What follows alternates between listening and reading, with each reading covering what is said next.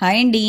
ఇవాళ tea time snack namkeens చేసుకోవడం కోసం ముందుగా ఒక బౌల్లో మైదా ఒక కప్పు, అర స్పూన్ ఉప్పు, అర స్పూన్ నలుచుకున్న వాము, ఒక గరిటెడు వేడి నూనె పోసి ముందుగా స్పూన్తో ఒక్కసారి కలిపి తర్వాత కొంచెం కొంచెం నీళ్లు పోసుకుంటూ చేతితో పిండిని మెత్తగా కలిపి 15 నిమిషాలు మూత పెట్టి పిండిని నాననివ్వాలి.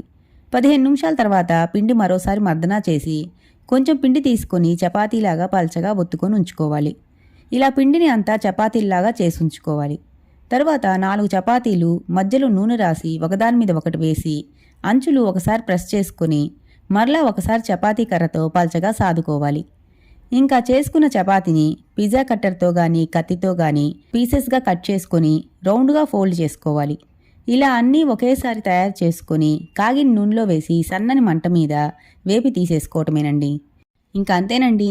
వేడి వేడి tea time snack namkeens ready అండి. Please subscribe to my channel friends. Bye by.